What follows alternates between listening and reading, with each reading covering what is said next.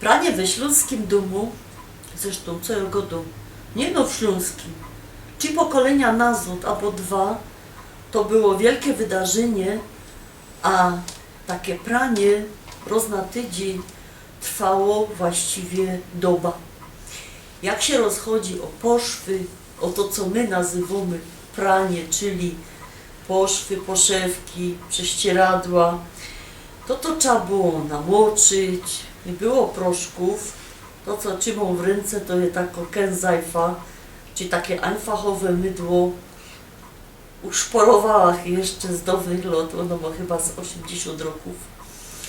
Trzeba to było postrugać na tarełku, te pranie się namoczyło na noc, potem to się w takim wielkim kastrolu ważyło, czyli gotowało, a potem na takiej tarze trzeba było to prać, zanim były pralki. Przedstawcie się, a potem jeszcze szkrobić, maglować, do magla się chodziło, nie? To był ten jedyny gerät, ten waszbret, kiedy to sam szło położyć, te mydło, nie? Co by się człowiek mógł łączyć z tego utrudzenia, jakie były pierwsze pralki. Jak się wspomnicie, te zdjęcia, co ja puszczała na Facebooku przed Wielkanocą, to tam były takie rozmaite geräty, takie nowomodne do prania. I sam mu taki najdawniejszy mechanizm. No sam brakuje sztyngla i to się poprawnie nazywa pralnica. Powiem tak, my tego na Śląsku nie znali, ja tego nika nie widziała i pytała się u rozmaitych ciotek, czy to mają? Nie. Czy to znają? Nie. Dwie przyczyny. Albo my byli za biedne na to, co by to mieć, albo richtig było to tak bardziej na zachód. Sam temu brakuje sztyngla. Jak to fungowało? Do miski zaś trzeba było nastrugać tej zajfy, nalać gorki wody. Ta woda trzeba było pierw zagrzać, nie leciała z kokotka gorko, a w niektórych familokach woda była na sieni, w kokotku, wspólno dla całego piętra. I potem jak się tym brało. Sam driny je fedra i trzeba tak było, patrzcie, to ja już funguję.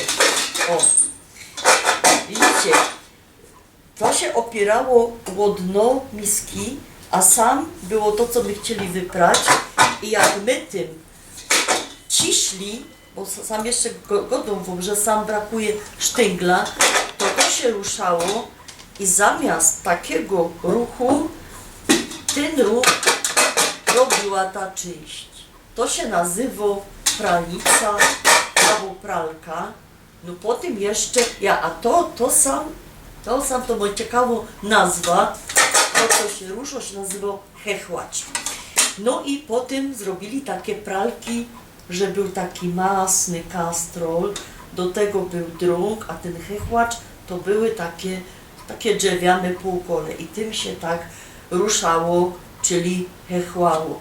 Guziki do pierwszego prania, potem zawsze były poczaskane, no bo też one nie były z plastiku, one były z plastiku, ale one były z takiego tworzywa sztucznego, które się nazywało galalit, co oznacza kamień mleczny.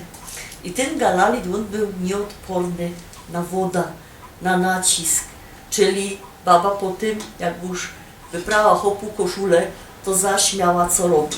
Po co wam tak o tym sprawię? Patrzcie, my dzisiaj ciepniemy do pralki, wszystko co chcemy, nasztalujemy się ten programator, włączy, wcisnemy knepel i idziemy. Kawa, jak to pokazują w telewizji.